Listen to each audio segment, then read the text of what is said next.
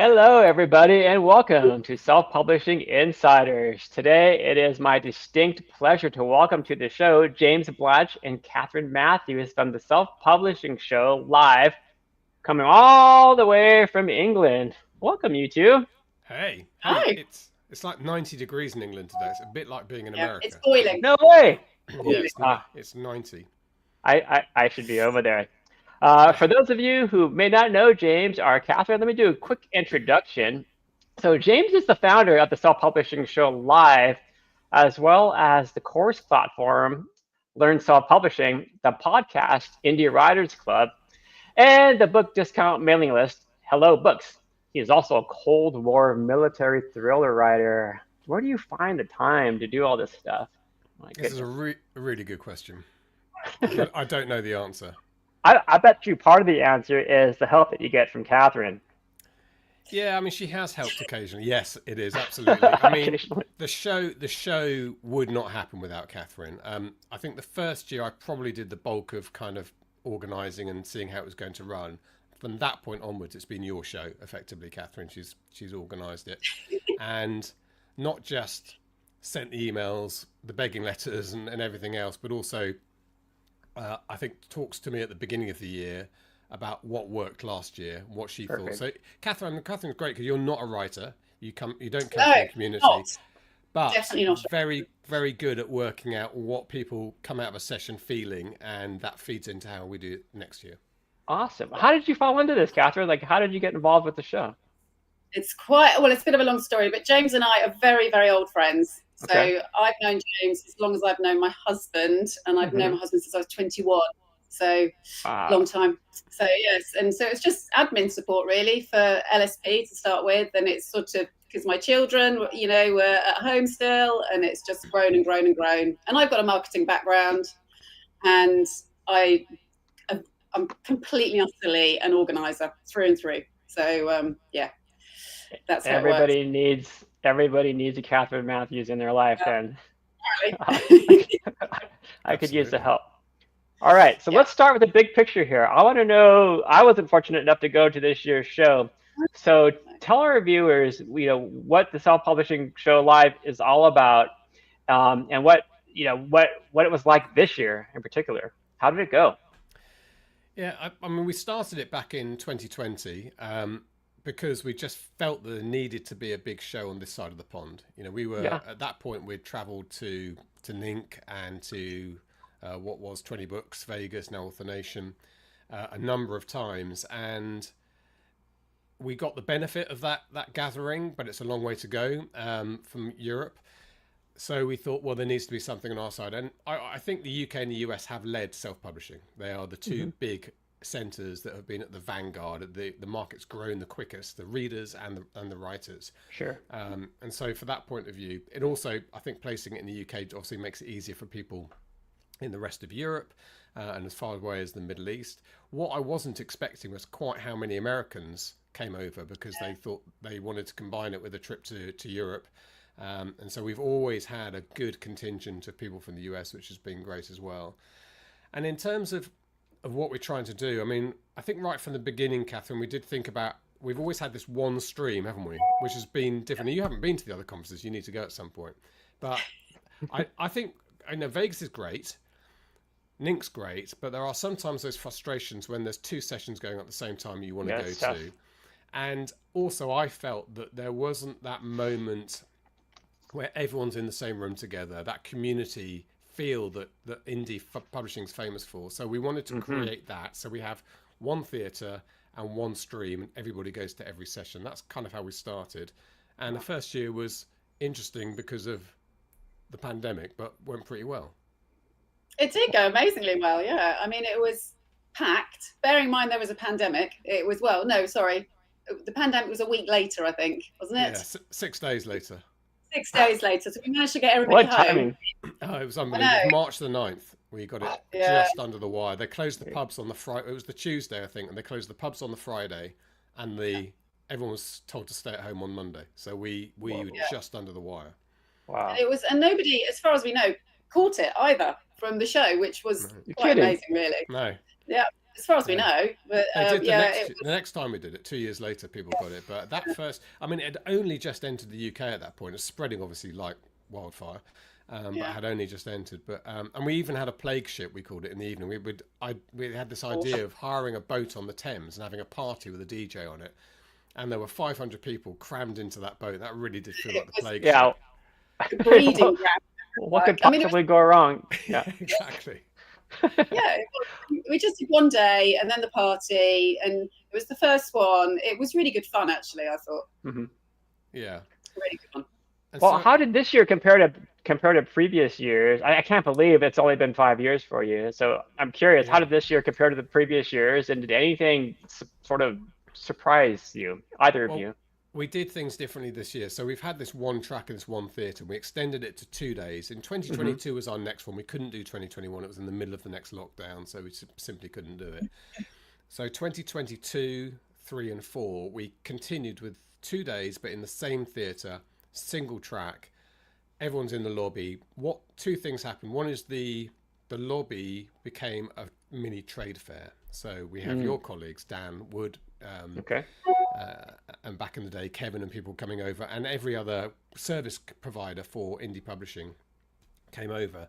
And at the beginning, we're organisers. So Catherine's saying to me, "We can't afford this. You know, we need to put the price up, or we need sponsors." And so you go to sponsors, you go to DT in the same way that people come to us to sponsor, and we say, "Will you sponsor?" And you say yes, which is lovely and wonderful of you. But the truth is, what I noticed after a couple of years is that area in the lobby, and it's a beautiful big atrium full of glass and lots of daylight, that became a key part of the show that I hadn't really expected. That people enjoyed going around and talking to the people who they deal with over the phone or over the internet. Hello Books, you know, written word media, Vellum, the Brads always come over. At least one of the Brads comes over. So these quite sort of famous names within publishing, suddenly they're all there. And so that became something we've really worked on, because it works for both of us. To have more sponsors is great for us to be able to mount the show. And it's great because this little trade fair happens alongside the tracks. And the conference is separate from that, editorially separate from that. I think in all honesty, last year we had a few too many sponsors on stage and it wasn't its best. So it's something else we wanted to correct. And Catherine got on my case about that. It's what Catherine's very, very good at. I think you listen to people when they come out the hall, don't you? Without them realizing. I mean, we get feedback, and I was aware and I get why the sponsors want to be on stage, of course, absolutely. But sometimes, obviously the attendees are there to learn, and there's only so much that they'd rather sort of speak to them face to face in the foyer, to be honest. So it was a bit too sponsor heavy on stage last year, so we corrected that, and we did a tools session. And that was perfect because it was 10 minutes. I think we had 4 different companies on there. And 2 of them were kind of introducing people to, like, Publisher Champ, which is a kind of a book report style tool. I started using that during the year, and we've run it through Vinci Books, which is another one of my companies. And it's terrific. In fact, I think it's once you start using it, you will never look back. And I wanted people to know about it. So although Iri, who runs it and founds it, did give us some late sponsorship, that wasn't the point of that session. It was saying, look, these are service providers you may not have heard of and you might want to use. And Stu Grant was up there from Digital Toolkit, and he's done sessions for us before, but he's never particularly self-promoting himself. He's just sort of saying, look, this is what you need a website. And so it worked really well because it was just 10-minute slots, and then I think people got the best out of that, and if they wanted to speak to them further, they were in the foyer. So and every other session was handpicked by me for the value that it was going to give authors. So we had direct selling. We had, even though KDP are our main sponsor, they're quite happy that we have a focus on that because it's quite important for authors. And we picked out areas. Obviously, AI is such a big issue, so we had a technical session on that. What else did we do? Direct selling. We had analytics, obviously, writing to market analysis and stuff like that. So, but the other big thing we did this year, Jim, was to change day 2. So day 2 has in the past been just a version of day 1 with perhaps a slightly different theme, back in the same theatre. So day 2 we decided to branch out and do workshop day. So we decided that we sort of felt there'd been this bubble in indie. You probably feel this as well as a service provider. There was this bubble around COVID where lots of thousands of people suddenly there and they wanted to go to conference. Now that subsided a bit, and the people who are left are either more experienced because they've been doing it longer, or they're coming in fresh, but they're coming in fresh and much more informed than people were 5 years ago, because there's so much stuff around, like shows like this, people watching on YouTube, where by the time they get to a conference like ours, they kind of know the layout of the land. So they're in the market for more detailed training. So we created our workshop day as day 2. We made it smaller, only 200 for this first year, and that sold out really quickly. And we still kept the principle of everybody doing the same thing. So we had 5 sessions, and unluckily for the people giving the sessions, they had to do them 5 times. They did them concurrently, and the people just shuffled between them in this room. And in between sessions, they came out into the lobby. We had a mini version, like our key sponsors in the lobby. And it was fully catered day, so it was a little bit different feel from the main day. You got breakfast, lunch, and drinks in the evening and stuff. But that went down really well, right, Catherine? I mean, the feedback's been tremendous. The plaza, I mean, it's, well, I don't know if I can name drop, but honestly, the plaza was brilliant at Westminster Park Plaza. And although it was more sort of conference style, so the other day is on the South Bank and the Queen Elizabeth Hall, which is sort of concrete city, and it's a bit of a favourite to us because we've been there quite a few times. It's a beautiful auditorium. The seats are really comfortable, but it sort of lacks sometimes in I don't know, the coffee stops and intimacy. Those sort of comfort. Yes, intimacy. That's good. And then I'm sorry, Catherine, please. I was just going to say after you, please. We've got a bit of delay.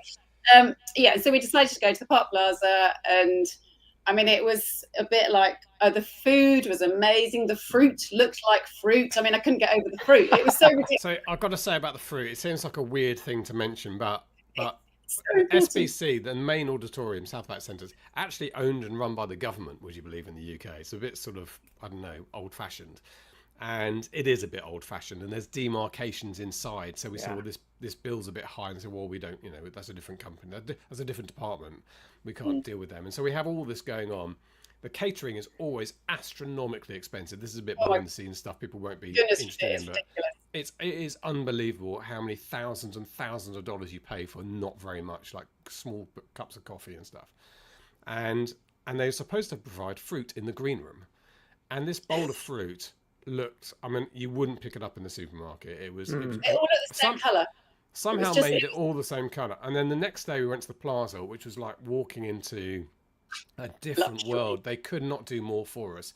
And just to symbolise the difference between these two was the most beautiful bowls of fruit lying around that looked like they had been put there waiting for Leonardo da Vinci to paint a still image. And if you had a banana, somebody very discreetly replaced it very quickly. So I know it sounds silly talking about fruit, but when you're an organiser, me and Catherine were like, that's like... We're like, amazing. Amazing. We're taking photos. It was like, oh my God, we had beige fruit at one place. I mean, actually apples, pears and tangerines, all the same colour. It was bizarre. And then, and then we went to this place. But it wasn't just that. The staff were amazing.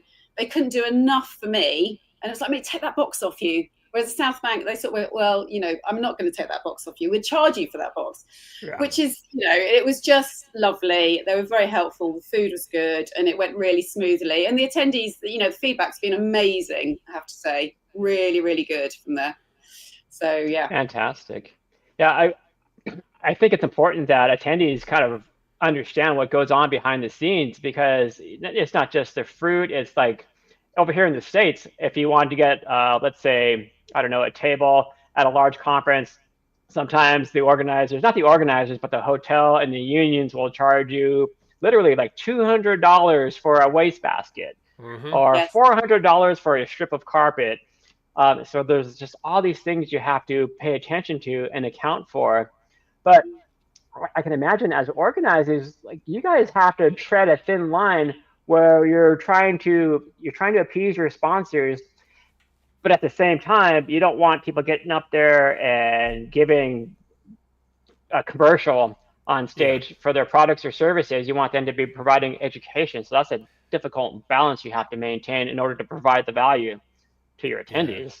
It is. Well, it really came home to, we felt that it was sponsor heavy last year. And us, to be fair, without casting aspersions, I sort of half inherited the program, so we had to work with that, what we had. But we were down on numbers for that main day this year. And that's the first time we've been down on numbers. And I think we paid the price for not putting on a particularly good editorial. It was some strong bits that last year. This year, nothing but positivity. And I expect we're going to do well next year. And so that's what we say to the sponsor. When I have the conversations, and we're going to start those conversations soon, we're going to say to them, it's really important for you as well as us that the stage is as high value for authors as possible and not a series of adverts, because they won't come back. But if we can fill the hall with 800 people, then that's fantastic for you. So that's the message we're giving. And next year we're going to be perhaps even stricter and make sure that, I mean, I'm thinking now about next year, obviously, and I've got some ideas, but I'm also going to be listening carefully to people speaking at NINC and Vegas, who's making an impact, who's saying stuff we haven't heard before, who's a new name. We had a couple of those this year. So Zach Diamanti, who I didn't know before, but I saw him. He's been on the podcast. He's been on our podcast. He's great. So Zach's great. And he was in Vegas. I watched his session and it was like an immediate yes for me. I just wanted that energy in the room. We worked him really hard because he was on the conference day and the workshop day and had to repeat it 5 times. So yes, you just get them sharper and sharper every time. Yeah, he was really good. But I mean, I think also on the conference day we had looking at the survey, the results that came back, we had quite a lot of newbies, which was what we really wanted. We wanted those sort of authors that couldn't afford the big conferences. The idea was to try and make the one-day ticket for the first day as cheap as possible, so we can get those new authors in who can learn from it. And actually, a lot of them were new, so it did work. It's just trying to, it is, I mean, you learn from every single year. Absolutely. Every single year we've been slightly different. But I think this was the best yet. Yeah. Excellent. And I love how you guys mentioned the atrium and how the atrium is this place that makes it easier for people just to sort of interact and to network. And I love how it just kind of grew organically. And that's something that we've talked about on this show when we try to encourage our authors to, if you can do it, go to a conference, because you're going to be amazed at all of the networking opportunities that happen outside of the sessions, like the hallways, the atrium type settings, the lounges, the bars. So much education happens there.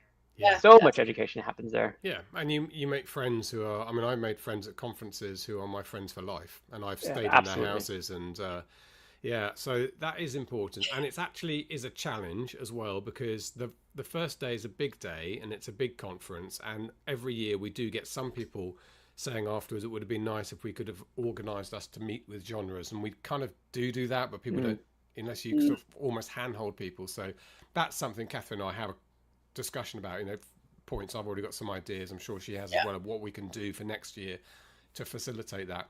The workshop day had a different atmosphere. People sort of hit the ground running in that. 230 people in the room once you get sponsors and speakers, everyone.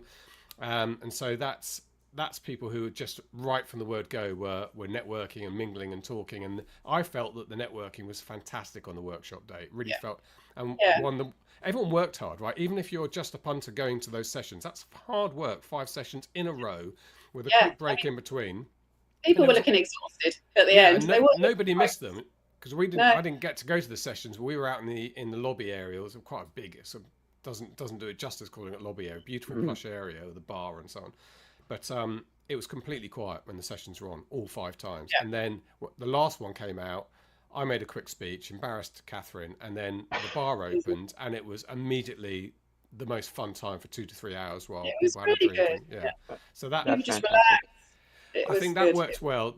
Without analysing everything on this podcast, Catherine, but the first day is one we still need to crack that. Getting people who've arrived by themselves and don't know anyone, facilitating it and making it easier for them to get the maximum benefit. There are a lot of introverts in this community. Exactly. There is.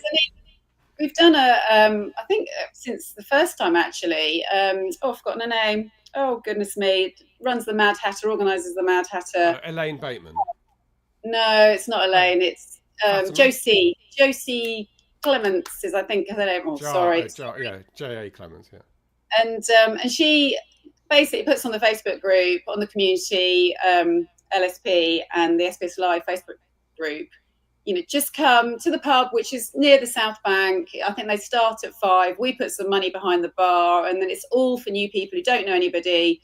it's the day before the conference, so at least they can start to meet people. And I mean, it's always really, really busy, that is, and I think it works really, really well. And it's nothing really to do with us, to be honest. No, it's just Josie's done it and organised it. Isn't that great? And a great testament to our community that happens, that someone organises the night before. If you're new to the conference, come along and meet people the night before in a more relaxed environment. I love that. Yeah, that's so important. I mean, I think sometimes we hear the word networking, and that word itself is kind of anxiety inducing. Yes. Maybe that's just me. No, it is. It's also boring. You know, networking is like you've got to work at this and you've got to make notes and stuff. And the truth is that the value comes from friendships you have with people who are doing the same thing as you. And you might not be that conversation there and then that's going to give you any practical takeaway. But a month later, when you're WhatsApping each other in the middle of a rewrite of a first draft, that's when all that kicks in. So it's just enjoying yourself with people doing the same thing as you. That's what we mean by it. We'll have to come up. You're right, Jim. We have to come up with a better word than networking. Yeah, that's awesome. Is the conference designed for all levels of authors? You mentioned that you love that there are more newbies this year, but I've also seen some pretty big named authors, not just speaking, but attending the show as well. Does it run the gamut as far as the education and the sessions that you have? I think this year we did something slightly different. We tried to please a lot of people. So the conference day was set more beginner intermediate, I would say. Okay. And then the workshop was the slightly more advanced. And I think that did work. I think the unfortunate thing was, based on the feedback that we've had, which we will learn from, that the conference day, not everybody realised that. So I think some people were expecting a little bit more advanced from the conference day, maybe didn't get that. So that's what we were planning to do. And so, there were some, huge authors there at the workshop. And I spoke to Rachel McLean today, actually, and she thought it was brilliant. So, well, fantastic, and it's impossible to please everybody, I'm sure, as you both very well know. Yeah, you can never please anyone. In fact, the one thing, whether you're doing this kind of thing, actually, podcasting, which we've done, webinars, whenever you do a webinar, whenever you do a session in the conference, the one thing you can never get right is the pitch is not going to be right for everyone. Simple as that. That you're always going to get at least one person says, well, I knew all that. And at least one person says, I didn't know what you were talking about. So, I'm a big fan of having a pitch in a certain place. I don't think you can try and please everyone. That's the mistake to make, is to try and please everyone. Yep.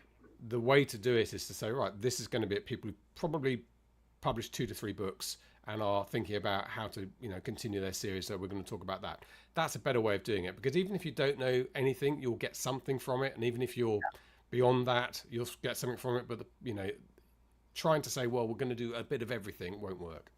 Okay. I'm going to bring up an author question here from Tom McAuliffe. Just want to say hello, Tom. Thanks for joining us again today. This is a great question. Perfect for both of you. Tom is asking, for those of you who are listening and not viewing, Tom asks, if there was one thing you think that differentiates the European author from the American author, what would it be? Better teeth. Main thing. I do have an answer for this, actually, Tom. It's a really good question. I think my American author friends read a lot more self-help than British authors do. Very, very big on. They're always, I'm in WhatsApp groups where you can't open a thread without the new how to write a book there. They're all reading and it's all amazing. And I've read like one of them in my life. I read Save the Cat, or maybe I read the Story Grid as well. And I think in Britain we don't do as much of that. I might be wrong on that, but my feeling is my British friends don't do that as much. With America, there's I don't know whether it's a sort of psychological thing about self-helping and bootstrapping yourself a bit more. That's one thing I can think of, Tom. You're talking specifically about self-help when it comes to writing and publishing? Yes, specifically. Okay. When I say self-help, I'm talking about like Save the Cat and not just writing and publishing. There's also the books. I can't remember their names because I don't read them. But there's a woman who's very good, apparently, writing books about your work-life balance at the moment. Oh yeah. And the woman who sort of says you count down. She was in a bad place. She's just got into the habit of counting down from 5 to 0, and at 0 got out of bed. And if that's Mel Robbins. Are you talking about? Mel Robbins, exactly. Everyone else will know who I'm talking about. So Mel Robbins, that's exactly the sort of thing. They all read all those books. I think that's more of an American thing. Might be doing a disservice to my British friends, but it feels to me. Okay. Yeah. Okay. Tom has a quick follow-up question I wanted to bring up as well. He asks, are online shows the way of the future? And do you think that they will eventually replace in-person shows? No, Hope not. hope not. I don't like them. I mean, I like podcasting. I like webinars. They're distinct, but that's like 1 hour in a week. The idea of sitting through, a show online. What have we just talked about for 15 minutes flat? Networking. Sorry, I can't use that word anymore. But Use the word, yeah. So I think you go to the show for so much more than you're going to learn necessarily. It's the sum of all its parts. So I really hope that isn't the case, Tom. Obviously there are some people who can't travel, and it's a cost-effective way of doing it. But I think if you're an author listening to this, you've never been to a show, and it is cost prohibitive for you, just start to think about maybe build your family holiday and tack on the time, get the timing right. To go to one in your life, I think is something you should do. Yeah. I mean, they just people go to meet their friends that they haven't seen for a whole year. Sometimes, it becomes a social, really. There were so many people, and also just me as an organizer, who I'm not an author, but now some of the sponsors, we give each other hugs. It's just really nice to see everybody and sort of catch up and get the most out of the time that you're there, really, even if you're sort of not learning continuously. It's just have a good social and a good chat, really. I would 100% completely agree with that. And if you are a new author who's maybe never been to a conference before, you might think that, hey, maybe this isn't for me, or there are all these best-selling authors who are going to be there. I would encourage you so much just to give it a try, because I think what you're going to find is that, hey, these people are just like me. Like, we're all in this neat little environment, this neat little community that is so supportive of one another. I could almost guarantee that you will find not only a friend, but a tribe of everybody who loves doing the same thing that you do. It's amazing. Like, you will come home feeling uplifted 100%. Yeah, and it is always amazing. I'm just coming to the end of a first draft again, and I've actually used Pro Writing Aid's manuscript critique on it, which was quite a depressing experience. It's a brilliant tool, fantastic. I thoroughly recommend it, but it is going to tell you what's wrong with your draft. And so you go through this thing where you just think, I'm a terrible writer. I'm not very good. And then you go to a conference and hear someone who makes 7 figures a year say, I think I'm a terrible writer because my first drafts are always awful. And just that moment there, that can lift you and make you feel normal and realize you're on the right track and everything you're doing is correct, and just validates you as a writer. So that's the sort of thing that can happen in whether it's a conversation in the bar in the evening, more likely than hearing it on stage. And they are a complete friendly bunch. They really are, and they're so desperate to help each other and others. They really to give advice, and so for a newbie, it is definitely, if you can afford to go, or if you live in the UK, it's just a train ride. It is worth going. I would say that, however, but yeah. What do first-time attendees tell you? Like, what are they saying after an event like this? Well, I've got our feedback somewhere. Look at you, all prepared. Yeah. Well, look, we go through it and make genuine notes. I've got it as well. We sat. So we have a survey. We've had about 100, knocking on 200 replies, and almost everybody leaves detailed comments. So the people who do the survey, and that's, I think, a reasonable hit rate for surveys, because I basically say no to every survey I ever get asked to do now, because there's so many of them. So I'm very grateful for that. I think the newbies enjoyed it the most. I'd say, in fact, generally we had very, very positive comments and very positive reviews and marks for everything. But I don't think anyone who came for the first time didn't find it amazing. It's probably just one or two of the people who've been to a lot would say, oh, it could have been better type thing. But yeah, I mean, the feedback was sort of learned loads. Why I haven't done this before, why have I taken so long to make the decision? I'm so pleased I did. There was a few of those, and I think I've forgotten her name. Who was the first lady on the show? Ines Johnson. Yeah, and just brilliant feedback about her session as well from sort of newbies, really. So So She's so according to down to earth, as are Oh, many of the best-selling yes, authors. Just so easy yeah, to approachable. Yeah. yeah, yeah, yeah. She's lovely, really and approachable. the split of attendees this year, if this is representative, the people who took part in the survey, Okay. so 12% had not published a book. Okay. 20% had published 1 to 3 books, 23% 4 to 10, and 45% had published 11 plus books. So Okay. it was weighted in favour of people who had published. Nearly half of the respondees to this survey, at least, had published 11 plus books, and the other So pretty half. experienced But crowd. yeah, but 12% who haven't published at all. That's not insignificant. 1 in 10 people. So yeah, or more than 1 in 10 people. So there is, we do need to think about. But like I said at the beginning, I do feel that newbies are not the sort of newbies that I was 5 years ago who didn't understand the language. It takes a year or two just to tune into self-publishing and publishing language. There's a I lot of think that noise out there. a lot of noise and Yeah. buzzwords and lead magnet and stuff, you just don't know what they mean. I think people come in now better prepared, thanks to the myriad of shows like this Yeah. that are on. I think that's excellent too for newbies to know. It's like if I'm going to a conference and I'm newer, if I have maybe not even my first book published yet, or maybe I have just 1 or 2 books, but I know that there are authors who are way more experienced than I am, that might feel a little bit intimidating at first. But at the same time, it's like, well, but if I go to this conference, I'm going to be around all these experienced people who are there to help me and to get me up to that next level. Yeah, So, yeah, definitely. I do think another thing, ruminating out loud, mhm. as Catherine and I think about next year, we need to go back to an author panel which is that kind of 25 to 75,000 a year.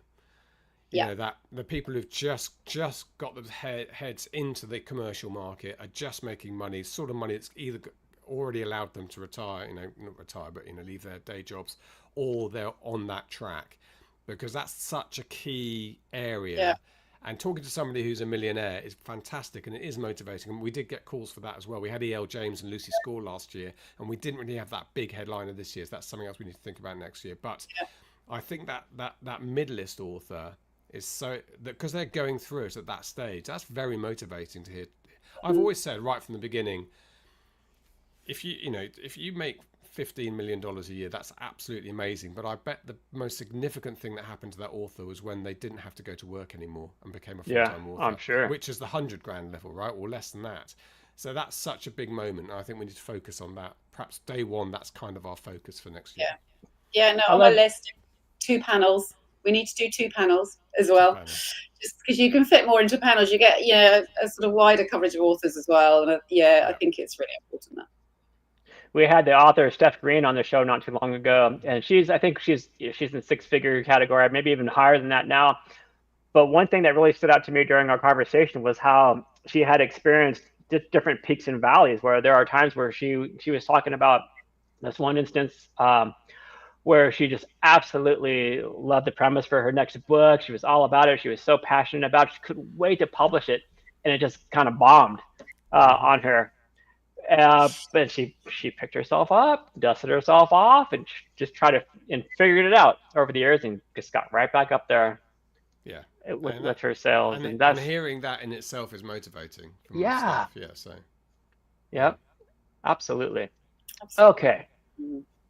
I want to shift a little bit here, and I want to talk about sort of community and culture. We talked a little bit about this before we went live today, but I see that Self-Publishing Show Live has a strong sense of community out there. How do you foster that as part of the conference experience? And I want to approach that in the context of just the indie publishing culture in general, where it's just it's so neat that we've been doing this since 2008, and we've seen this culture evolve into a community, into a culture of just authors helping authors to get them to that next level. So how do you foster that with your events and everything that you're doing, James? Yeah, I mean, funny enough, I had a call today from a journalist in the UK from a national newspaper, the Daily Telegraph, and he's doing a feature piece on the rise of self-publishing, the rise of the indie author. He'd spoken to several authors, and a few of them had mentioned our courses, so he wanted to talk to me. But I spent most of that sort of educating him a bit on that exact thing. because he's from traditional world. Newspapers and magazines are very close to traditional publishing. His friends get deals at Macmillan and HarperCollins, whatever, and they go to those book launches, and the authors are kept at arm's length. They're almost kept in the dark about sales figures. They get these vague notes every 6 months, and they don't really talk to each other apart from occasionally over a glass of champagne at one of their launches. And we could not be more different. The culture difference in indie publishing. I mean, Craig Martell, coined that phrase that a rising tide raises all ships. Yeah. I mean, that is exactly right, and that's the 100% the ethos of our show. The self-publishing show is about people getting on stage and saying, "This is what's working for me now," without fear of emboldening their competitors. This is what's not working for me, without fear of giving any secrets away. And the reason for that is because we can only write so many books, and there are a lot of readers out there. We're not really competitors in the sense that traditional publishing, which only had its 20 books a year or whatever, and had to make a big splash on every single one and didn't want to go up against another big seller. That was a whole different. We have nothing to do with that. We are reader-led, and our readers are hungry. Yes. And romance writers will have told you in the past on here, I'm sure, that they'll publish a book in the morning, and by the evening they'll have emails from people saying, "When's your next book coming out?" So they end up deliberately putting friends' books on their newsletter list. So you should read this series, because there's, we can't write quick enough to satiate the readers. And that's the other thing I talked to them about, which I think feeds into our culture, is how close we are to readers. I mean, basically most indie authors are readers, right? We are readers. Oh, that's where we come from. And so that big overlap and having that relationship with readers, the power for me hasn't gone from traditional publishing to authors. The power has gone from traditional publishing to readers. Readers are now more in control of the books they read than they ever have been before. They guide writers into the genres and subgenres that they want. They invent subgenres that they want to see as reader writers, and then they become big things. And I love that. So that's, for me, it's I would say unique. There's not many. I don't think even the music industry, I think that's quite cutthroat and quite commercial these days. I think of all the big industries I can think of, I can't think of one. And maybe it's naive of me, and maybe it's still the foothills of this industry maturing, but I can't think of another industry that's friendlier and more community minded. I love that perfectly. And I think you're right. The status quo of how books are launched has completely changed from the way it used to be done. And now readers are leading the charge, influencers are leading the charge, and indie authors are closer to their readers than anybody in the traditional realm. Yeah. What a great answer. Yeah, absolutely. Thank you. So what's happening next? Like, what are you thinking about for next year? You guys both hit upon it a little bit here and there, but any big reveals? Well, what are you thinking about for next year? There aren't any big reveals, Catherine, because we haven't made any decisions yet, have we? I've got a list. Got a very big. It's been tweaks. Jim, she's always got a list. She phones me up in the morning when I'm trying to write my book. She said, "I've got a list for you." I wouldn't be without it though. I bet she has spreadsheets too. Yes, oh my goodness. Spreadsheets, lists. I am a list person, and I have to tick them off, and I get quite aggressive if they don't get ticked off. The show spreadsheet's quite a work of art now, isn't it? We should get them. Yeah, it's fun. They must be color coded and everything. Oh, okay. Lots of color coding, Jim. I'm a little intimidated over here. Yeah, there's some look up in there. So I think we've got to think about what worked really well, and obviously we know the workshop day worked really well. We know that the lobby trade fair works well. We know what worked well on the stage, what didn't work so well. So we'll basically make a list of that. We've got to think about the practicalities as well. It's a colossally expensive event to host. We always launch it nervously because we could be in the hole for a lot of money. Joe Solari and I have very similar conversations, and I bet you do. Joe Suze, Catherine and I had dinner after the conference, and a lot of discussion about staring into this financial black hole that you're. For our listeners who don't know, Joe and Sue Solari run the Author Nation show. That's another big conference in Las Vegas here in the States. Yeah, and so we'll take that. That will be our starting point. We'll then look at the practicalities of locations and what we want to build on. I think it wouldn't be a secret to say that we will do the workshop day again. I would like to expand it slightly. I'd like to have some practical workshops, so you could potentially go into. So this time we intended everybody to go into every room, but I think I would have a few more rooms that will be more nichey, that maybe you're going to sit down for an hour with somebody who builds Wix websites, and you're going to learn the practical nature of building a Wix website, which is such an important tool for us to have, and maybe have a Facebook ads expert who's going to be there and say, maybe have two Facebook rooms, one kind of your first Facebook ads campaign aimed at people who are just getting into it, and one that is how to set up a landing page intervention moment and run feedback campaigns, more advanced it's very stuff. pragmatic. Yeah, so I have sort of these more detailed sessions. It won't be for everyone, but that's okay, because we'll have people moving between performance. So that's what I'm sort of thinking at the moment. Yeah. So the big reveal is that it is happening next year. That is the big reveal. Yay! But we're not sure when. Yeah, we can give a link out if you want to pre-register, because like I say, the workshop they did sell out months in advance last time, so we'll expand it as much as we can, but we don't want to expand it too much because we want it to hold that same feel of intimacy around it. So I have some links. I see that I misspelled one of them, but this one should work. Now, if viewers go to selfpublishingshow.com, they can learn all about what's going to happen with 2026. Can folks register already for 2026 ahead of time? Yeah, they can just register, and then when we actually make the pages live for all the information, they'll get a notification of that. Yeah, that does work. So it's a pre-registration, and we just make sure, particularly because of the workshop day, that people who went before and people who pre-registered get first opportunity before we announce it more widely. Is there still a digital ticket available? Can people still purchase a digital ticket for 2025? Yeah, so that's something we haven't mentioned. Something else we do that I think's I think this is amazing. Yeah, unique to our shows. We don't just take the feed from a static iPad or even the cameras that they provide in the show. We bring in film crews. So film crews make professional production values of every session, including the workshop sessions. If you didn't get to the work, you didn't get a ticket this year. We know Catherine and I had to turn a lot of people away in the last couple of weeks leading up to the event who just wanted to come to workshop session a bit later in the day. But even the workshop ticket, the live ticket is $99, and it covers every session and every previous year. So whenever you buy it, each year you get all previous years.